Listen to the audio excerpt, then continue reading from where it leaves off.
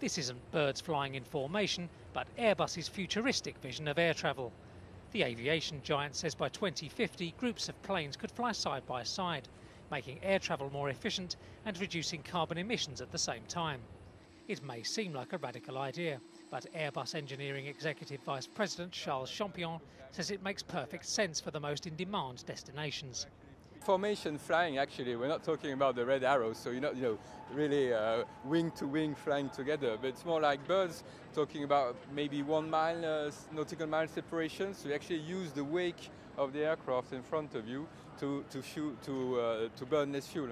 Actually, we did that with the Air 400M, our military aircraft, and the pilot told me that when you're behind the other aircraft, actually you save probably 10 to 15% fuel.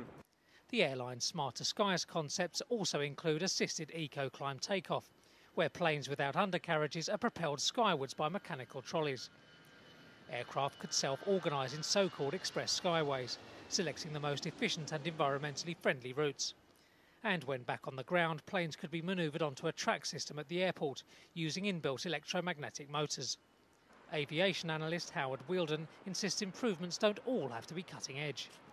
Airports themselves are very, very inefficient structures, and of course the amount of taxiing on the airport, and indeed the delays caused in getting into the airport, aircraft having to fly around for 15-20 minutes, often over half an hour before they can actually land. There's lots of ways you can save fuel, and that's before you start bringing in even better technology.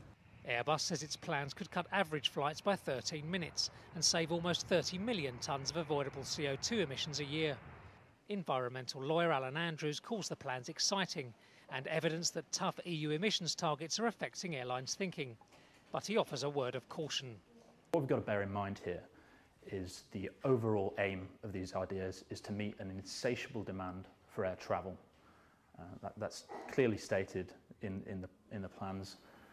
That's not going to achieve the overall reductions in carbon dioxide and other pollutants like oxides of nitrogen, which are harmful to human health and the environment. So while we might see a reduction in the emissions from each plane that's taking off, the overall impact of the industry is going to continue to grow in terms of emissions of carbon. Airbus insists it's serious about cutting emissions and has pledged to use sustainable biofuels and other alternative energy sources. None of the proposed technologies are close to fruition, but Airbus says that in a world of diminishing resources, it's committed to blue sky thinking.